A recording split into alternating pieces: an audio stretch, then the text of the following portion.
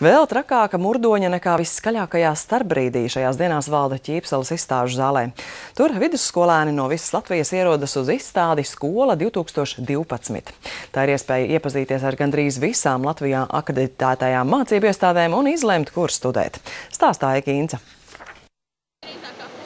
Atvērto durvju dienas universitātēs un koledžās būs skolas pavasara brīvdienu nedēļā marta vidū, bet jau šajās dienās Ķīpselā vidusskolēni var iepazīties gan ar izvēlēto mācību iestādi, gan aprunāties ar studentiem, kas tur jau mācās.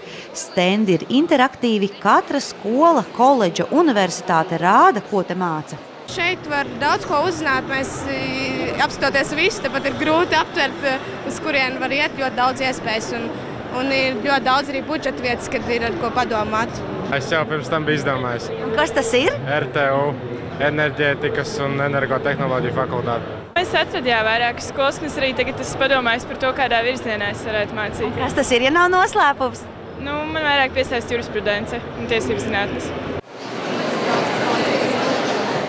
Īpaši liels uzsvars šī gada izstādē esot likts tieši uz profesionālo izglītību.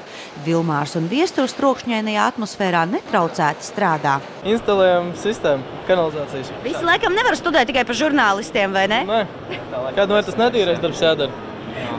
Kādu skolu jūs pārstāvat? Rīgas Celtniecības koledža. Vai ir liels konkurss pie jums tagad, lai iestātos? Principā, kurš katrs iekšā netiek. Jābūt ir kaut kādām zināšanām, atzīmēm ir jābūt, vidējai atzīmē ir jābūt noteiktai. Tas ir pirmkārt dabūnam vidējo izglītību, otrkārt mums ir profesija. Un vispār mēs iemācāmies ļoti daudz ko jaunu, mēs braukājam pa pilsētām, uzstājamies. Un tas ir forši un brīnišķīgi tā. Jā. Ko tu tagad dari? Šobrīd taisu jostiņu no puķītes, no ādas gabaliem taisu tādu puķīti.